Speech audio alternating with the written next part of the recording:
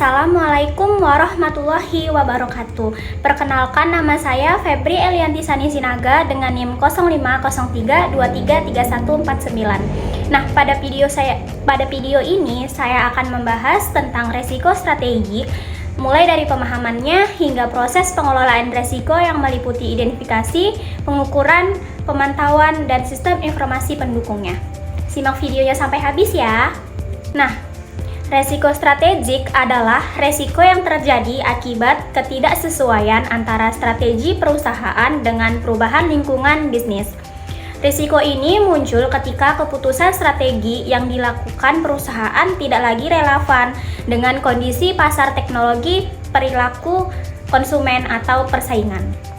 Dampaknya sangat besar karena dapat memengaruhi yang pertama, daya saing perusahaan, lalu yang kedua, pendapatan, yang ketiga, jumlah pelanggan, dan yang keempat adalah bahkan keberlangsungan bisnis. Contohnya, perusahaan yang tetap menggunakan model bisnis lama, sementara pesaing sudah beralih ke digital. Nah, lalu apa saja sih langkah-langkah yang perlu diperhatikan untuk menghindari resiko strategik ini? Langkah yang pertama adalah identifikasi resiko.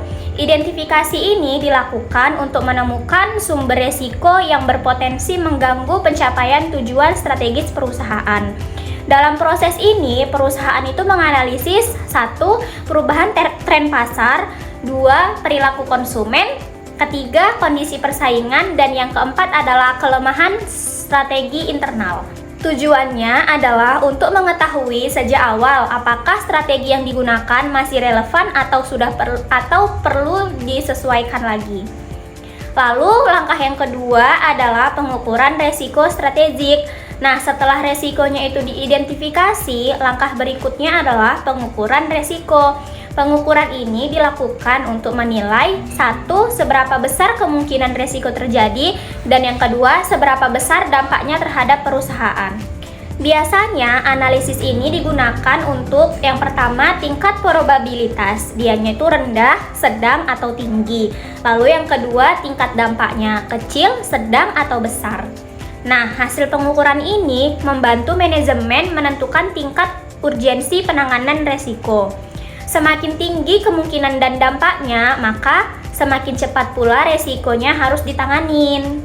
Nah, lalu langkah yang ketiga adalah pemantauan resiko strategik.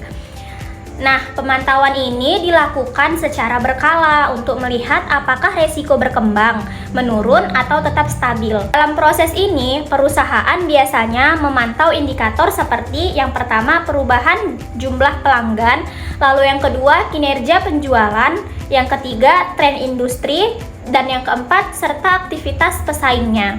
Dengan pemantauan yang baik, perusahaan dapat mendeteksi perubahan lebih cepat dan mengambil tindakan sebelum resiko menjadi lebih besar.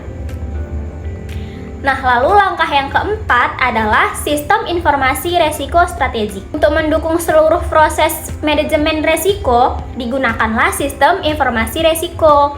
Nah, sistem ini berfungsi untuk mengumpulkan, mengolah, dan menyajikan data yang relevan bagi pengambil keputusan.